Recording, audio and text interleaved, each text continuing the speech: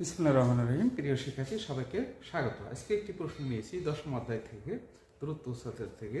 আমরা আজকে প্রশ্নটির সলিউশন করব। প্রশ্ন নম্বর হচ্ছে 11। চলো প্রশ্নটি লক্ষ্য করি। একটি গাছের পাদদেশ থেকে 20 মিটার দূরে ভূতলে কোনো বিন্দুতে গাছের চূড়া উন্নতি কোণ 60 ডিগ্রি হলে গাছটির উচ্চতা নির্ণয় করো। তাহলে আমরা একটু লক্ষ্য করি। যেহেতু আমাদের 60 ডিগ্রি বলা হয়েছে, তাহলে 60 ডিগ্রি অঙ্কনের ক্ষেত্রে আমাদের ভূমিটা হবে ছোট। তাহলে এটা হলো 60 ডিগ্রি, এটা এ এবং বি সি। তাহলে এখানে পাদদেশ থেকে 5 মিটার দূরে 20 মিটার দূরে আমরা জানি যে থিটা সমানুবাহুকে বলা হয় লম্ব, আর সমকোণ সমানুবাহুকে অতিভুজ বলা হয়, এটা হলো ভূমি।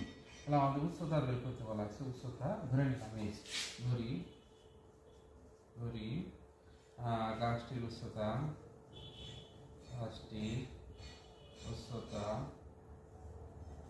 এবি সমান হলো 20 মিটার।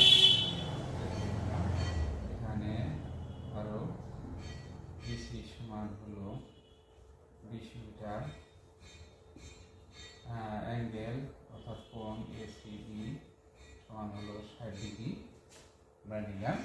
এরপরে হলো ত্রিভুজ এ বি সি হতে আমরা পাই, আমরা জানি যে লম্ব ভূমি হলে ট্যান কত ডিগ্রি, 60 ডিগ্রি সমান হলো লম্ব হলো এখানে এবি আর ভূমিটা হলো বিসি, বা ট্যান 60 ডিগ্রি মান হলো √3, এবির মান হলো এইচ, বিসি সমান হলো 20 আর গুণ করি এইচ সমান হলো 20√3।